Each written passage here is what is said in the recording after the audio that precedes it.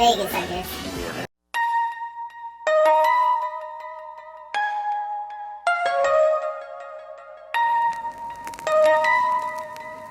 What's up, peeps? It's your girl Gabby, aka Pretty Colors Girl, back at it again with a new video.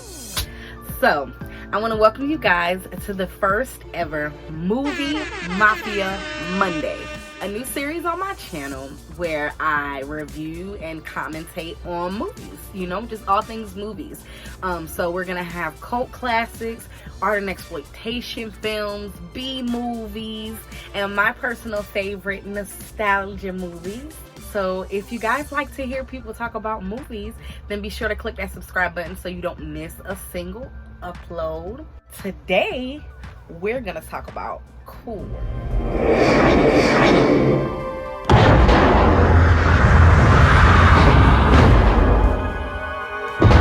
You're so close. You're almost here. I don't know what it is you got yourself into, but why'd you come back here, Jack? It's just a little further, Jack. You're not in Kansas anymore. I can feel you, Jack. You're coming over here for a cheap thrill? You're gonna love it here, Jack. It's a 1992 hybrid live-action animated film directed by Ralph Bakshi. Cool World marked Bakshi's return to feature films after 9 years. The film was originally pitched as live-action / animated horror by Bakshi. I wonder how that combo went. It's like Frame Roger Rabbit meets Spawn. Wait, was Spawn out yet? Hold on a sec.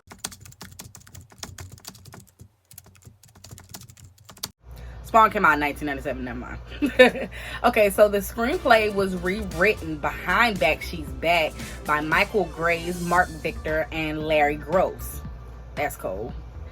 It went from adult horror to more of an adolescent comedy fantasy, as per orders from the studio, Paramount Pictures. Upon its release, Cool World received negative reviews due to its story, acting, animation, and the effects combining the animation with the live action footage.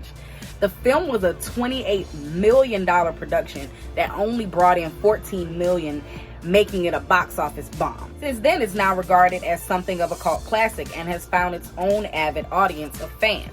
So, let's take a look. Sorry, y'all, I just dyed my hair and I'm kind of liking it. Sorry.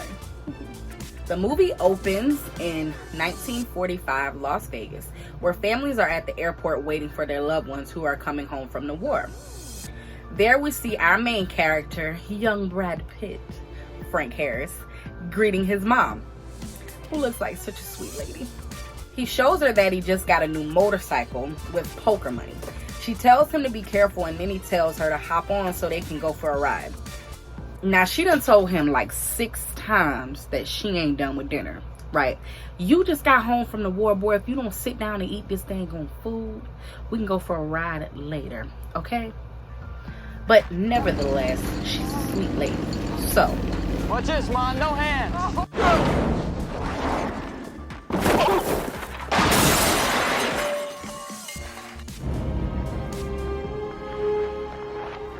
What are we about to eat at? she was just trying to cook for you. Now look at her. Ungrateful ass kids. So at the same time that this jerk could have been eating a home-cooked meal, a cartoon scientist, Doc Whiskers, created a spike that causes a rift in dimensions. It tossed Frank Harris into the multiverse. I mean, Cool World. When it comes to making the trip in the body, I've never seen it before. Oh my goodness. Which is essentially a raunchier version of Toontown from Who Framed Roger Rabbit. We cut to present day Vegas, 1992, where we find our second main character, Jack, played by Gabriel Burns, in prison. He's drawing a cartoon woman who definitely gives off Written by a Man vibes. And then his toilet punch kicks in.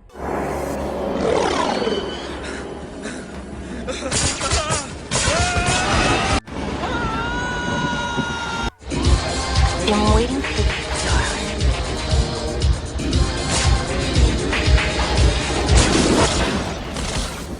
Young Brad Pitt, who's been here 50 years but still looks the same. Okay. He's not too happy that Holly has had a human visitor. See, in Cool World, humans are called noids. And Holly is very obsessed with the noid world and becoming real. And then she tries to seduce him. Because, of course, she does. Back in the human world, our cartoonist Jack Deebs is out of prison. And he's actually now a famous author of Cool World comics. He goes by a comic book store and signs a few autographs. And then he's transported again to Cool World, where he gets to formally meet Miss Hollywood. Hollywood, if she could. They're busted by Brad Pitt, who is Cool World police. He confiscates Jack's pen, which is actually a weapon in Cool World. And he lets him know two things. One, Cool World is a standalone dimension that would exist with or without Jack. Because of his comics, he thinks he built this world, right? And two, Noids do not have sex with doodles. It's the oldest law in Cool World. I've never had to enforce it, but you then we see Brad Pitt and his written by a man girlfriend Lynette. And they have a little sexual tension. Not being able to do the do for 50 years will kind of do that to you, right? No. Well, why? Because we can never finish it on that, you know? It's frustrating. But their party's cut short when his partner Nails comes to tell him that Holly's up to no good with the Noid Jack Deebs. And so they go inconspicuously up to her tower. Forget it. This party is by invitation only. The store's got an attitude. I'd say we're halfway up. Or halfway down. This is no time to catch a cold. It is not a cold force. I am allergic to clouds. What?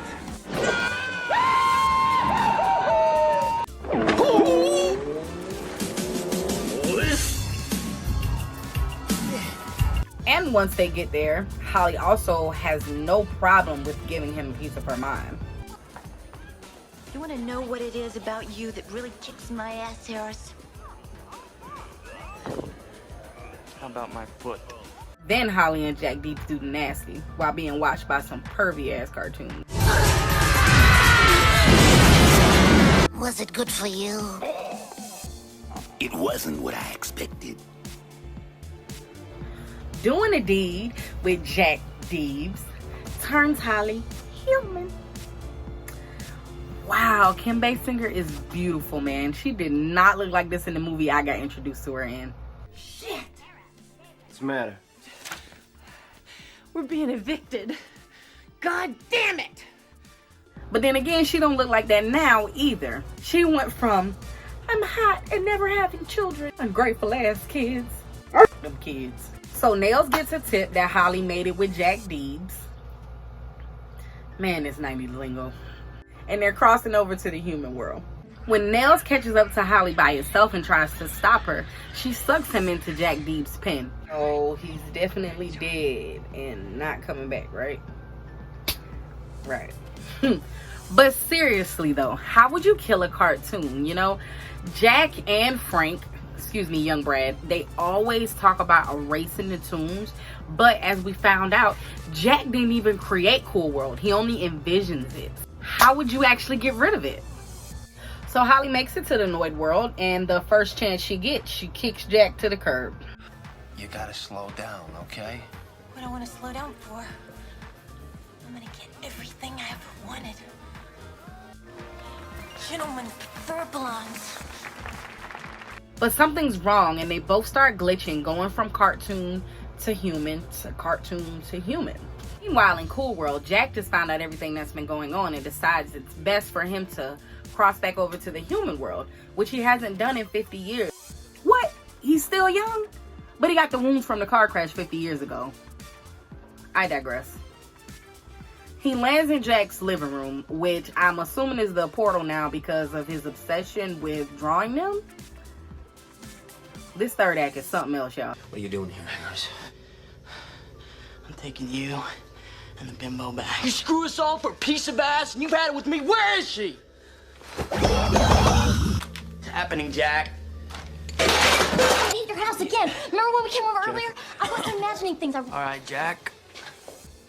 What is this, another friend from out of town? Yeah. She went to the Union Plaza. She went to meet this guy, Vegas Vinny. The only problem is she took my car, so. Jack's neighbor drives him and young Brad to go find Holly. And on the way, young Brad tells them the story of Vegas Vinny, who crossed over years ago.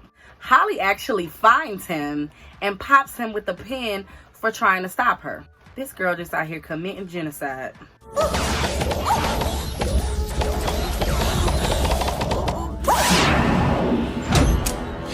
Then Frank catches her. Almost. It was at this moment that he knew. He f***ed up. Is nobody gonna stop this broad? This is your chance to make it right. It's up to you now. It's up to Jack. Okay. He's gonna kill himself. I agree. Whisker says to Jack that he has to fulfill his destiny of becoming a hero, which was never mentioned at any other point in the story. So now Holly and Jack are on the rooftop and he's trying to stop her, but she already gets the spike and is unleashing the cool world onto the real world, mixing realities. When Jack touches the spike, it turns him into the Crimson Chin because it's his destiny now.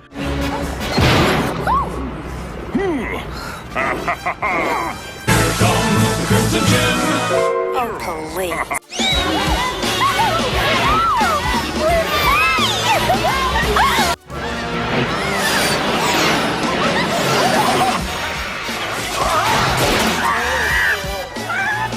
Hit me. A lot of wacky things happen. Humans turn into doodles. I love how one girl's partner turns into a snake and she ain't even the least bit phased. This is Vegas, I guess. By my mother's mandible, I say nay!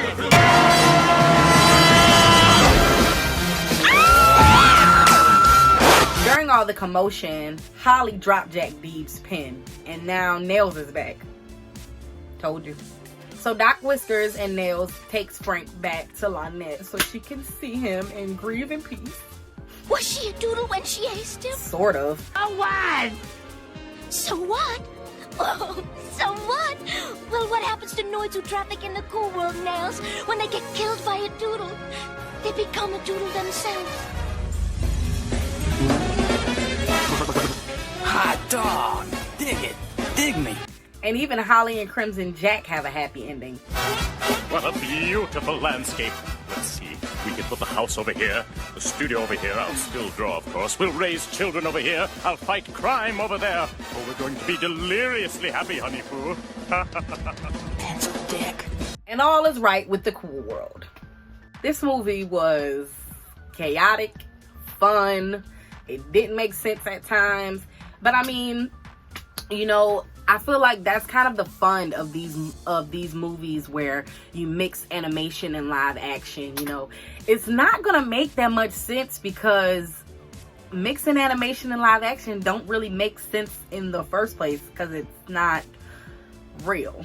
You know what I mean? I enjoyed this movie. I actually wish I would have seen it as a kid because then I would have had some, you know, I would have had actual nostalgic feelings behind it, and I really think I would have loved this movie as a kid.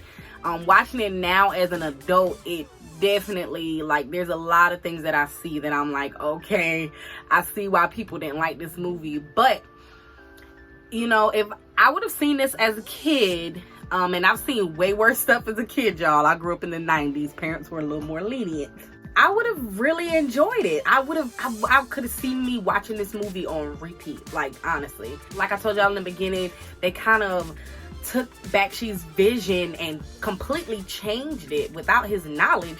And then he started shooting and, you know, he had to figure out how to put these elements that he already had with this new story. So it kind of makes sense that there are little tidbits that don't make sense at all. And even though it's a live action and animated movie, you know, there are still certain things that are supposed to line up that don't really line up. Like the story with you know, Jack, I feel like they kind of, you know, they did make him seem lost in a sense, but never did I feel like he wanted to become a hero. You know what I'm saying? Like, he didn't give us this, you know, oh, I want to save the world. Like, no, he was just trying to hunch Holly. Like, all I seen was him trying to have sex with this cartoon lady, to be honest. And then it happens, and now all of a sudden he wants to be a hero to save the world from her. You know, that didn't make sense. A lot of the third act just completely didn't make sense. How they got there in the first place didn't make sense. I understand the spike, but the spike was never in a specific spot. You know, actually got transferred into the next dimension. The spike was nowhere around. Just like with Jack Deeb's house kind of becoming the portal. He first goes in prison, and then the next 2 times he's at his home when he actually gets transported to the cool world. But then after that, everybody gets transported to his house. So that didn't make sense to me. But I really enjoyed it. I watched the movie 3 times. I can definitely see myself watching this movie again on a rainy day. It gives you all those 90s feels, that grunginess of the 90s that I love. It has it there. Even though everybody in this movie talk like they from 1945. With this being a new series on my channel, I wanted to make a theme for the first few months to kind of get me going. And this month is going to be 90s month because I'm a 90s baby. And so if you guys have any 90s movies that you love, goofy movies, B movies, bad movies, good movies, anything that you would like to see me review, just leave it in the comments down below. If you guys enjoyed this movie, or if you have, like, you know, your own feelings and thoughts about this movie, be sure to let me know below in the comments. Thank you guys so much, whoever made it this far. I really appreciate it. I hope you guys enjoyed my first movie, Mafia Monday, and come back for more. And I hope you guys have a great rest of your day. You know, don't go out trying to destroy the world. You know what I'm saying? Don't be trying to unleash cool world.